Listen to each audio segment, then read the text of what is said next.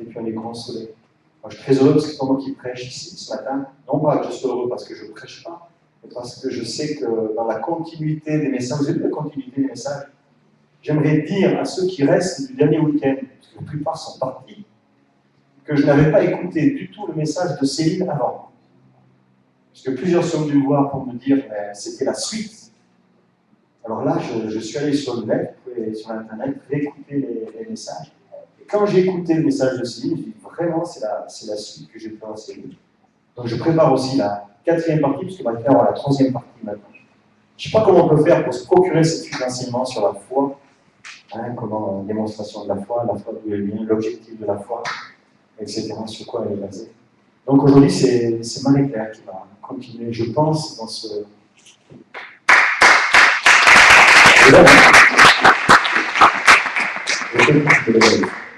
Seigneur, merci pour ton onction, merci pour ta présence, merci parce que toi tu es Dieu, toi tu bâtis ton Église. Et quand tu dis que tu bâtis ton Église, c'est que tu en prends soin, que tu donnes la nourriture week-end après week-end, jour après jour. Merci parce que quand on vient auprès de toi, alors on est nourri, on n'est pas rassasié, on n'en a pas assez, on en veut encore plus, on donne encore plus soif. Passe devant encore pendant ce temps, s'il te plaît. Amen. Je veux vous dire, moi j'étais pressé de venir ici. Je suis pressé. Toute la semaine, je pense au culte, je ne sais pas vous. Et moi, toute la semaine, j'ai hâte que ça soit le samedi soir, soit le dimanche matin, parce que je sais que Dieu parle, et je suis étonné de la continuité du fil conducteur, sans s'être consulté. Et je dis, mais est-ce que moi j'aime bien la semaine réécouter des messages, j'aime bien reprendre des notes. Je ne veux pas être un auditeur oublieux, comme dit la Bible. Et il y a une nourriture qui est. Moi, je vous encourage plus que jamais à participer au culte et à être actif dans son Église. Il y a une nourriture qui est équilibrée, il n'y a pas d'excès, il y a vraiment cette stabilité afin qu'on puisse quitter ce lieu-là et être équipé, plus que pour la semaine. Équipé, j'oserais dire, dans l'éternité. C'est-à-dire qu'il y a une nourriture qui est là, c'est comme quand tu as bien mangé, tu sens un bon resto, tu as envie d'y retourner. Une nourriture qui est là. Et Dieu ne va pas te gaver avec chaque fois la même chose, complémentaire et de complémentaire. Voilà, c'est un béni ceux qui regardent par Internet. Nous, on est très bien ici. J'espère que vous avez beau temps chez vous. Ici, nous, on a le beau temps. Voilà. Yes.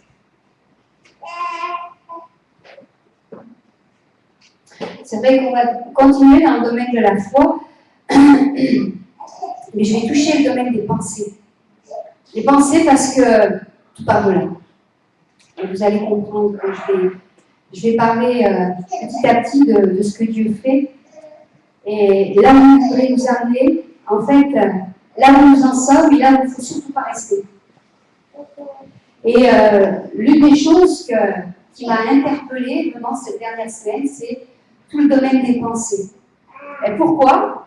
Parce que lorsqu'on touche le domaine des pensées, on ne peut pas mettre, non, le domaine de la foi, on ne peut pas mettre de côté le domaine des pensées.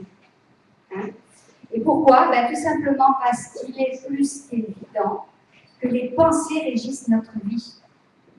Toutes nos pensées régissent notre vie. Quand je parle de la vie, c'est toute notre vie. Ça part de là, de la pensée. Et la façon dont on pense, vous allez le voir, on va le voir un peu plus loin, ça va nous donner des choses qu'on n'a pas à vivre, ou qu'on n'aimerait pas vivre, ou qu'on voudrait vivre, ou qu'on a à vivre réellement, selon Dieu. Nos pensées, elles peuvent altérer la manifestation concrète de notre foi en Dieu. Notez-le bien ça. Nos pensées peuvent altérer la manifestation concrète de notre foi en Dieu. Nos pensées peuvent altérer la manifestation concrète de notre foi en Dieu. Et c'est ça que je vais vous faire passer ce matin. Parce qu'on peut parler de la foi, mais si ce qu'on vit n'a rien à voir avec ce que Dieu dit, on n'est pas dans la foi. Si ce qu'on vit n'est pas en relation avec ce que Dieu dit, on n'est pas dans la foi. On peut chercher les choses aussi longtemps, on peut les tourner dans tous les sens. C'est impossible de dire je suis dans la foi si je vis des choses contraires à ce que Dieu dit. Et ce qui a alimenté un petit peu cette réflexion que je me suis faite, c'est un texte que j'ai trouvé. Ce texte, il commence, le titre c'est « Fais attention ». Fais attention. Fais attention, tes pensées influencent ton destin. Fais attention à tes pensées, elles deviennent souvent des paroles. Fais attention à tes paroles, elles deviennent des actions. Fais attention à tes actions, elles deviennent souvent des habitudes. Fais attention à tes habitudes, elles deviennent souvent ton caractère. Fais attention à ton caractère, il devient souvent ton destin. Hein? Vous pouvez penser là, c'est ton destin.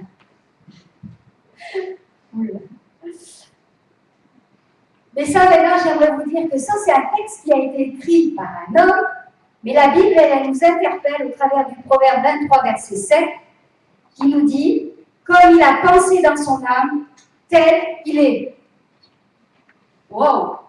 Quand on lit ce verset-là, ça nous donne de bien saisir ce qu'elle veut dire. Hein?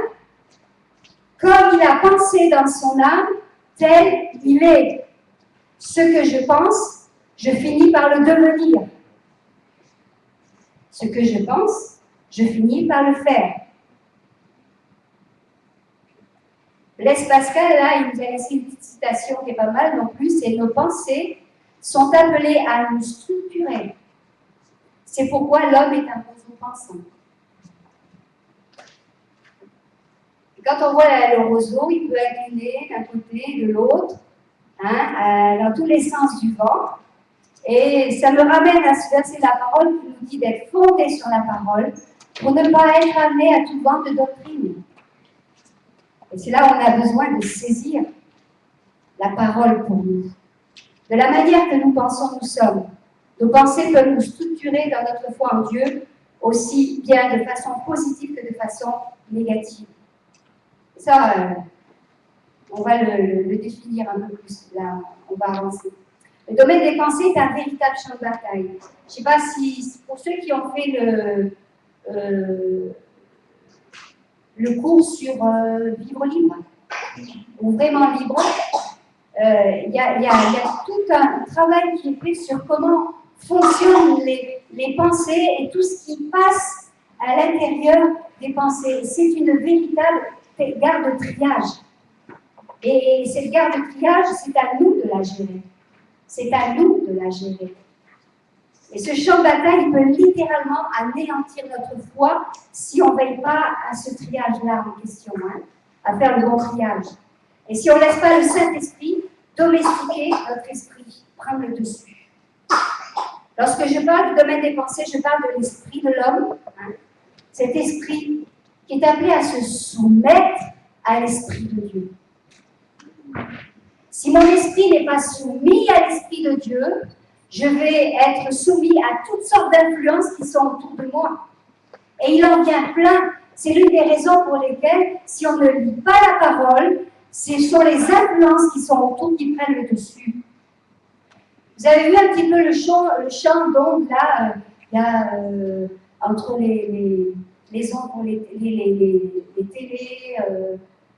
les vidéos, les téléphones, tout ça. Et des fois, ça se croise et ça se mélange. C'est exactement la même chose. Et si on veut que l'Esprit de Dieu, que notre esprit soit soumis à l'Esprit de Dieu, il faut qu'on soit vraiment dans cette dimension d'aller chercher dans la parole ce que l'Esprit veut nous dire. Autrement, je pars dans tous les sens. Et ces ondes qui se croisent, ces influences qui se croisent autour de moi, elles vont m'amener à vivre n'importe quoi.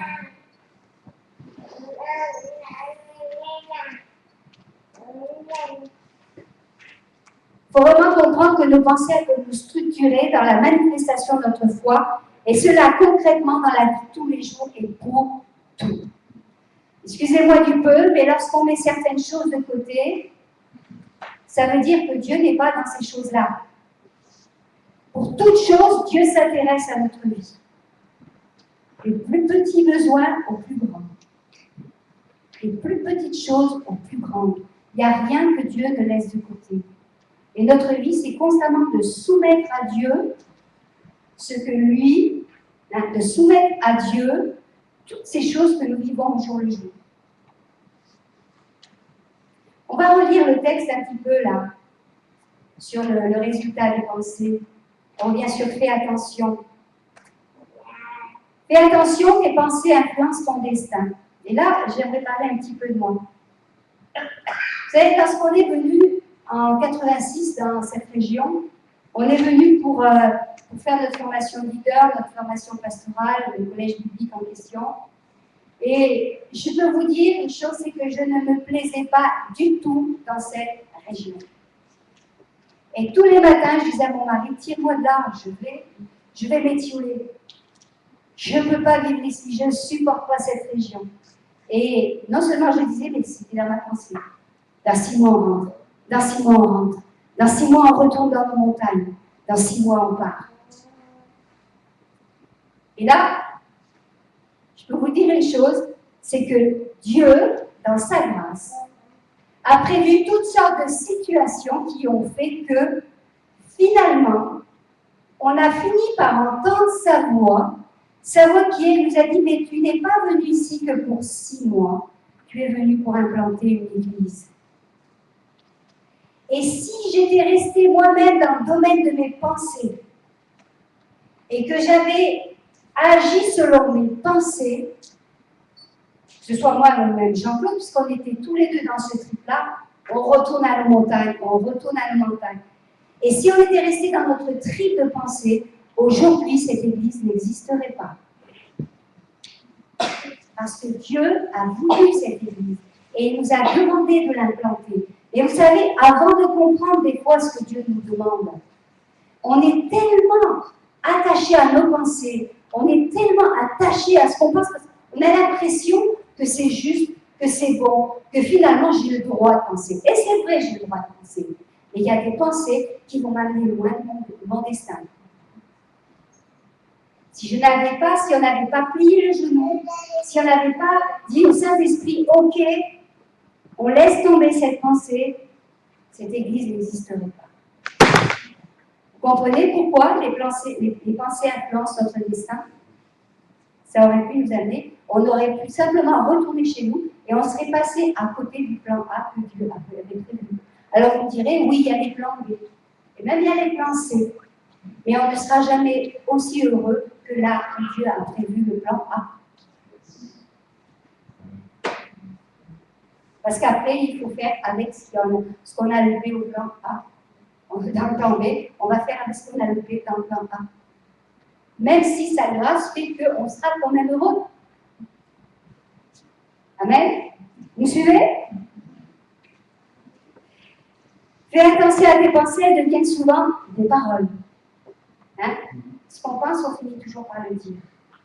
Et ça vous est jamais arrivé de dire j'aurais jamais dû dire ça. Hein? Surtout moi et mon mari. J'aurais jamais dû dire ça. Mais ce n'est pas le fruit du hasard. C'est que déjà, c'était bien là dans les pensées. Et ça tourne. Il y a des choses qui tournent dans notre pensée. Et on peut retenir ça pendant longtemps, jusqu'au moment où ça sort.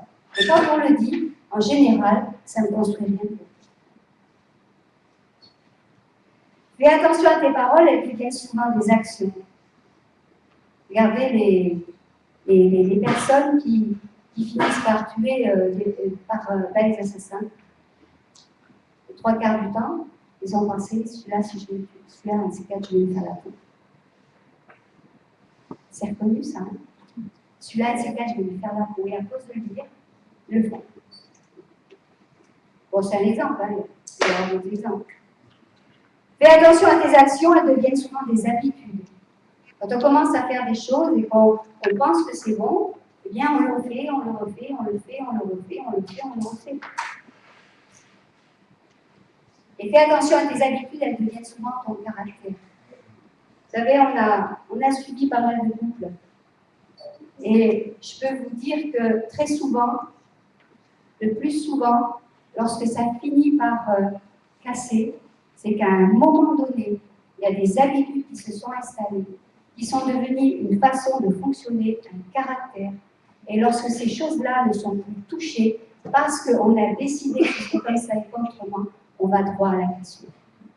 Et c'est vrai pour tout ça. C'est vrai pour tous les domaines de nos vies. Moi, je n'oublierai jamais, on a croisé à un moment donné un jeune homme, oui, c'était un jeune homme, il était marié, il avait un enfant. Et ce gars-là, vraiment, il avait une capacité, une puissance d'évangélisation, c'était fantastique. Et il avait tout un programme, il avait toute une directive dans sa vie pour être un gars qui allait annoncer vraiment cette parole de Dieu avec puissance. Mais le problème, c'est que dans sa vie de tous les jours, il s'était du n'importe quoi. Dans sa vie de tous les jours, c'était je vis ce que je pense chaque jour, au jour le jour. Et sa femme en souffrait, son propre enfant en souffrait à tel point que sa femme a fini par dire je ne peux plus, je me barre. Et aujourd'hui, même son ministère, il n'y a plus rien. Il n'y a plus rien. Mais quand on lui disait, tu sais, là, dans ce que tu vis, tu vas droit au carreau. Il y a vraiment besoin que tu remettes des priorités dans ta vie. Il y a vraiment besoin que tu laisses ton caractère être transformé par Dieu. Et sa réponse, oui, mais je pense que. Et le je pense, ça fait qu'aujourd'hui, il n'y a plus rien. Même plus de ministère, il n'y a plus rien du tout. Et ça aussi, ce n'est pas un cas isolé, mais celui-là, c'est celui qui est revenu à mon cœur très vite parce que personnellement, j'ai pleuré de voir un tel ministère fondre d'une telle manière. Parce que l'Église en a besoin. Fais attention à ta caractère, il devient souvent ton destin. Hein? Je vous ai donné quelques illustrations. Des exemples, on peut en sortir des dizaines. Là, c'est juste quelques illustrations. Hein. Mais on peut littéralement être à l'opposé de notre destinée si on reste accroché à ce qu'on pense. Tout commence par la pensée. Tout commence par la pensée. Dans Genèse 6, au verset 5, il est dit « L'Éternel vit que la méchanceté des hommes était grande sur la terre et que toutes les pensées de leur cœur se portaient chaque jour uniquement vers le mal. » C'est les pensées de leur cœur. Et les pensées de leur cœur, c'est une expression qui revient très souvent dans la Bible. Je n'ai pas pris le temps de regarder le nombre de fois. Je pense que la prochaine fois, je vais le faire. Je vais prendre le temps de le faire. Mais ça revient assez souvent. Hein. Et c'est Dieu qui constate lui-même que les pensées de l'homme sont constamment et chaque jour tournées vers le mal. Et si Dieu a dit ça à quelqu'un et que ça a été écrit, c'est que cette chose-là est encore vraie aujourd'hui. On n'est pas meilleur que ceux d'avant. Le cœur de l'homme est inouï. Et nous ne sommes pas meilleurs. Donc, ça me concerne directement. Les pensées de mon cœur, c'est-à-dire les pensées qui viennent de moi-même, hein, elles sont tout le temps tournées vers le mal. Si je prétends être dans la foi en Dieu, je veille à aligner mes pensées avec la parole de Dieu.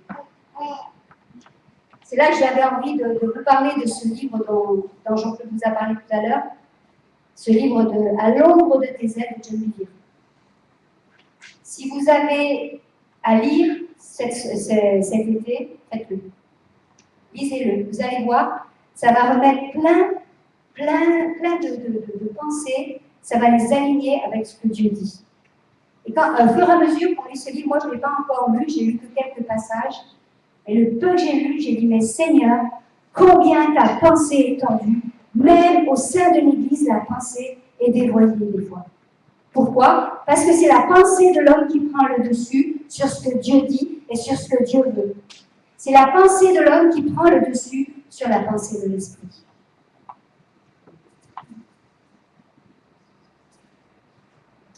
Donc si je prétends être dans la foi en Dieu, je veille à aligner mes pensées avec la parole de Dieu. Autrement, je suis dans cette foi de mettre en pratique ce que mes pensées me disent. Et cela peut aller jusqu'à affecter ma destinée. Et par voie de conséquence, la destinée des autres. Si cette église n'existerait pas, n'était pas implantée, elle n'existerait pas, et on ne se serait pas connu. Ben, je n'aurais même pas connu ma petite belle-fille. Hein? Elle est grande, ma grande belle-fille. C'est vrai. Il y a plein de monde qu'on n'aurait pas connu. Il y a plein de choses qu'on n'aurait pas vécues. Le psaume 94, au verset 11, nous dit, nous lisons, hein, l'Éternel connaît les pensées de l'homme, il sait qu'elles sont vaines. Alors moi, j'ai regardé sur le Bible ce que ça veut dire vaine. Qui ne repose sur rien de sérieux, de solide, et qui n'est que manifestation futile. Ça, c'est le diptyque dit, hein? C'est pas? Alors, ça veut dire tout simplement que les pensées de l'homme ne reposent sur rien de sérieux, que c'est futile, et qu'au regard de Dieu, elles n'ont aucune valeur. C'est ça. C'est futile. J'ai besoin d'être personnellement en contact avec l'Esprit de Dieu pour que mon esprit saisisse la pensée de l'Esprit. Ça, c'est quelque chose qui revient constamment. Saint-Esprit, on a besoin de toi. Je n'arrive pas à comprendre qu'on puisse dire de la foi sans soupirer après l'Esprit de Dieu. Parce que c'est l'Esprit de Dieu qui me donne d'être en relation avec le Père. C'est l'Esprit de Dieu qui me donne de recevoir ce qui est dans le ciel, ce qui existe dans le ciel. Comment s'emparer pour ma propre vie de ce qui est dans le ciel si ce n'est par l'Esprit de Dieu? Moi, c'est mon cri de tous les jours. Saint-Esprit, j'ai besoin de toi. Oh, c'est pas facile. Et c'est facile pour personne. Mais Saint-Esprit, j'ai besoin de toi. J'ai besoin de toi. Vous savez, moi, j'ai juste envie de vous dire que Christ n'est pas venu appeler des croyants, mais des disciples. Et lorsqu'il est question de disciples, il est question de discipline de vie. Si je n'ai pas mon temps avec le Seigneur, si je n'ai pas la recherche de l'Esprit de Dieu, je suis un croyant, ouais, peut-être, mais je fais quoi de ma vie? Si ce n'est pas l'Esprit de Dieu qui me conduit. C'est un non-sens de croire qu'un homme qui n'est pas régénéré par l'Esprit Saint pourrait avoir des pensées qui valent quelque chose pour lui. C'est vraiment un non-sens. On peut même admirer des grands penseurs, des philosophes, hein, mais pour Dieu, c'est pas pourquoi? Parce que ça ne passe pas par la croix. Tout a besoin de passer par la croix. Autrement, le sacrifice de Christ est vain. Et si je rends le sacrifice de Christ vain dans la vie, je peux même me poser la question, est-ce que je suis réellement croyant? Je vais même plus loin, est-ce que je suis réellement sauvé? Vous savez, hein? On a dit souvent, c'est pas parce que je vais dans un garage que je suis une voiture. Donc, c'est pas parce que je vais à l'église que je suis sauvée. J'ai vraiment ce besoin, et je parle de moi, hein, et on est tous faits de la même façon.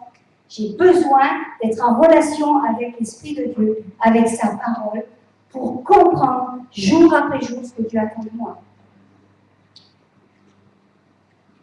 Sans la croix, il n'y a pas de sagesse d'en haut, et cela ne sert de rien. Les pensées ne servent à rien.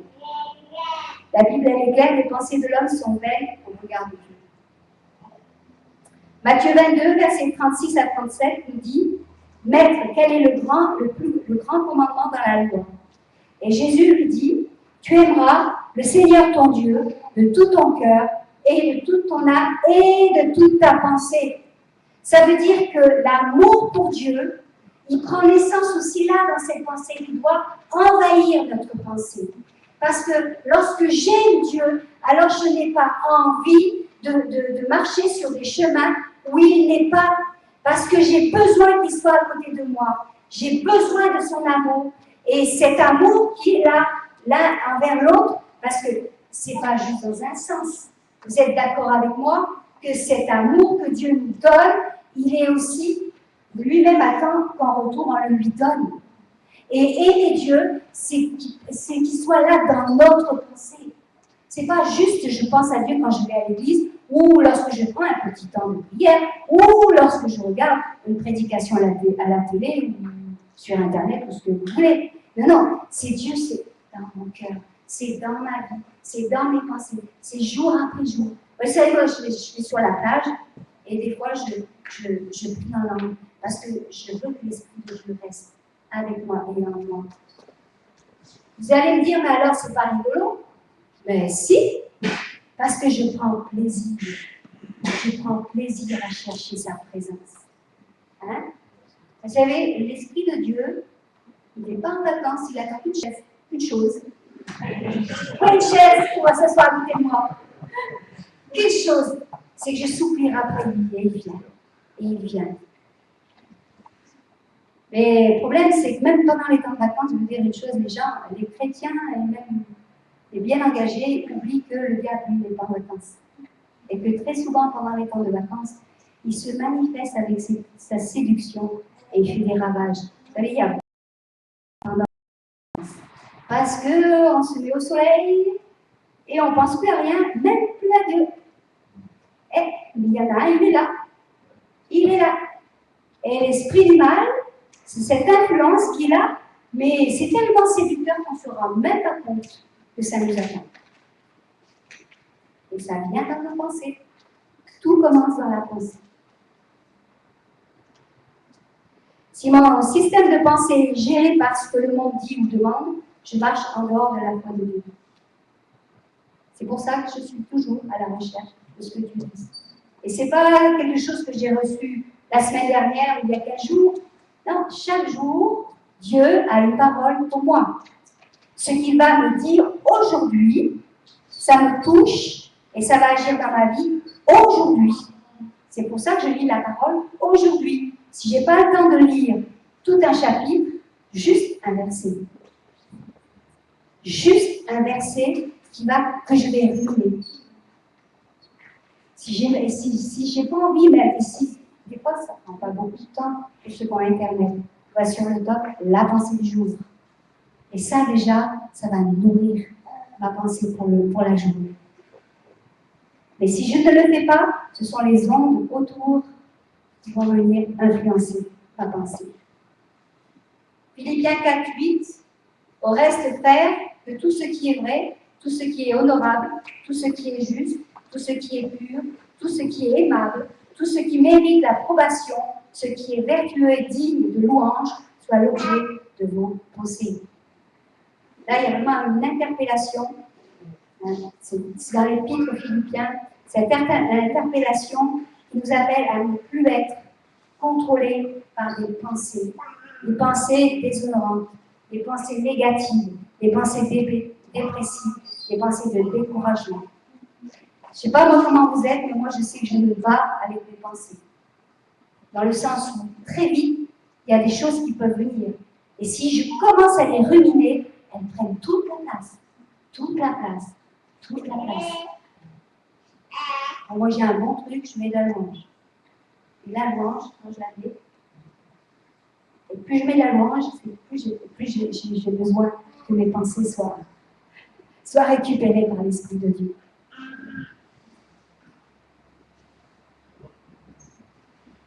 Là, c'est l'Esprit de Dieu, hein?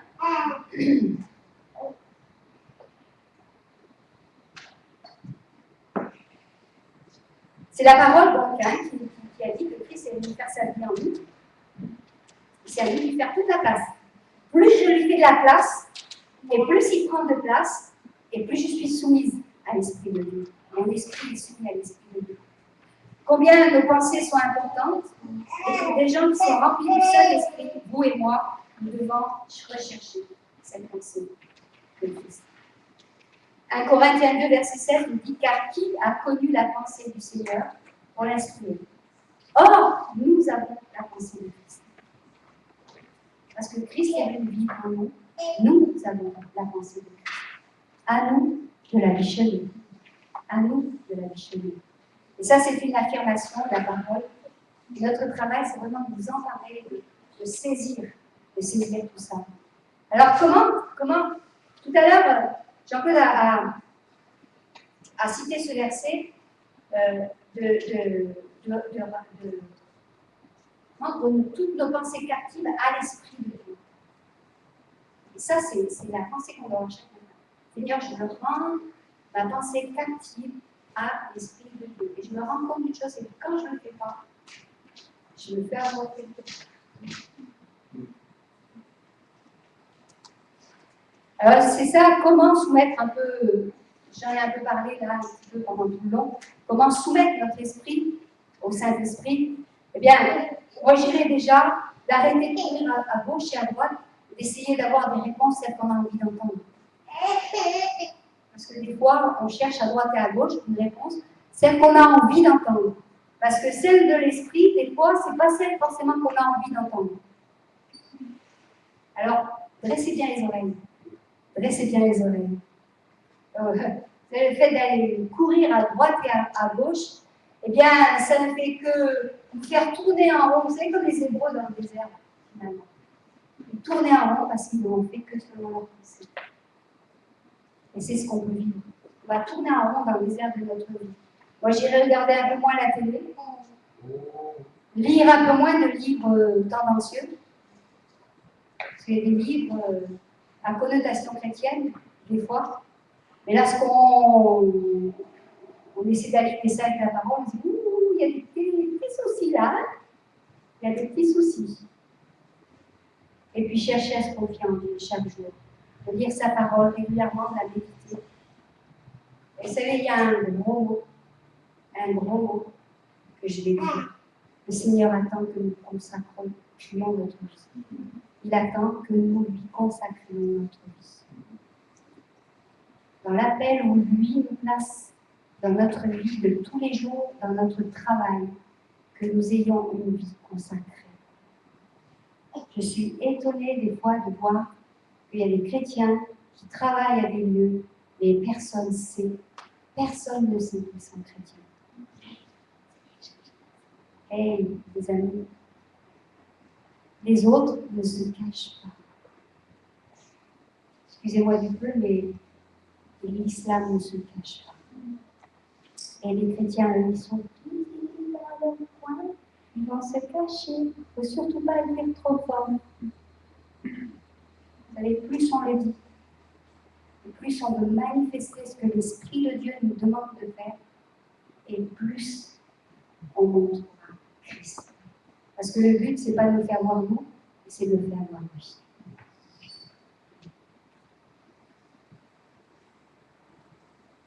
Moi, j'ai aussi besoin de partager avec des gens de foi dont les œuvres de leur foi parlent d'elles-mêmes. On a besoin d'être en contact avec des gens qui démontrent, avec des personnes qui démontrent qu'elles ont réellement la foi de Christ, parce que leur œuvre le démontre. Moi, je n'ai pas besoin de partager, excusez-moi du peu, j'évite de trop traîner avec des personnes qui sont constamment en train de remettre en question ce que dit la parole. Pourquoi? Parce que ça ne me construit pas, ça me tire vers le fond. Et quand je suis avec des personnes qui démontrent vraiment que la foi de Christ est en eux, là, je suis tirée vers le haut. Et quand je me couche, je dis, ah, ça fait du bien. Ça fait du bien. Ésaïe 26, verset 3 nous dit à celui qui est ferme dans ses sentiments, ses pensées, c'est-à-dire ses pensées, tu assures la paix parce qu'il se confie en toi. Romains 12, 2, ne vous conformez pas au siècle présent, mais soyez transformés par le renouvellement de l'intelligence. Et là, je veux vraiment mettre un point d'honneur à dire qu'il est question des facultés intellectuelles. Que Dieu, que l'Esprit de Dieu renouvelle et nous donne de comprendre ce que lui attend de nous pour ma vie, jour après jour. C'est l'Esprit de Dieu qui nous donne cette intelligence de comprendre ce que Dieu veut et de soumettre ma pensée. Alors, il y a des situations qui sont plus compliquées que d'autres. On n'a pas toujours les réponses. Et on n'est pas obligé d'avoir les réponses. Mais on n'est pas obligé de faire non plus. Comprenez ce que je veux dire? Parce qu'il y a des fois des décisions qu'on prend trop vite parce qu'on n'a pas eu la réponse. Et si on laissait d'abord le Saint-Esprit nous donner la réponse, il n'y a pas de pronostic vital les 3/4 du temps dans les décisions qu'on a prises. Romains 8, verset 6. Car la pensée de la chair est la mort, mais la pensée de l'esprit est vie et paix. P-A-I, ça.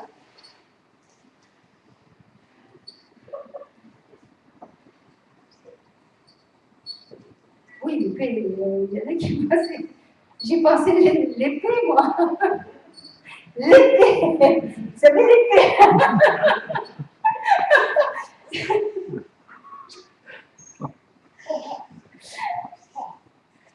Colossiens 3, verset 2, pensez à ce qui est en haut et non à ce qui est sur la terre.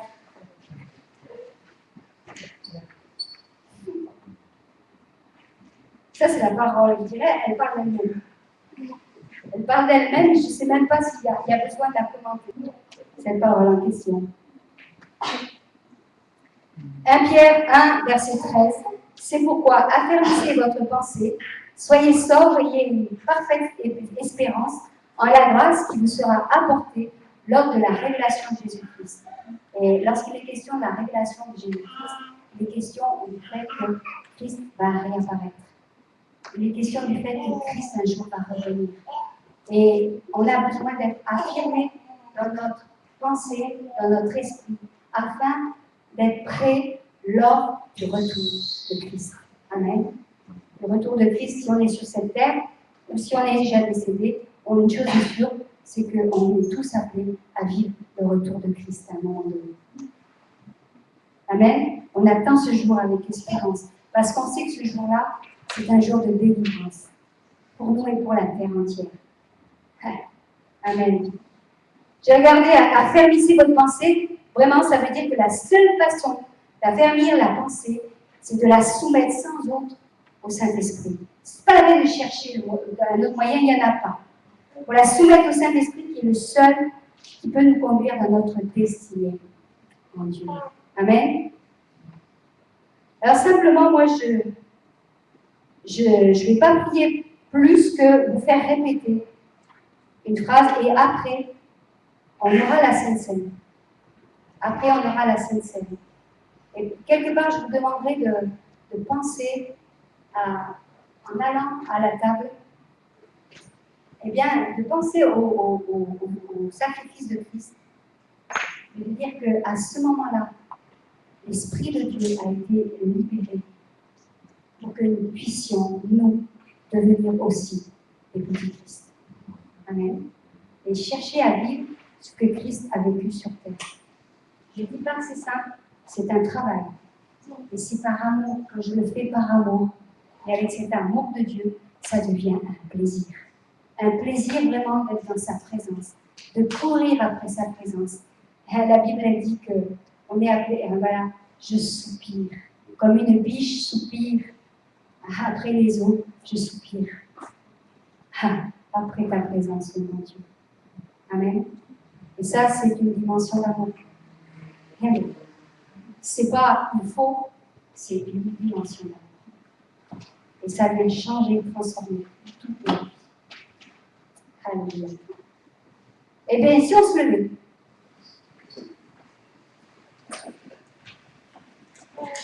Merci Seigneur.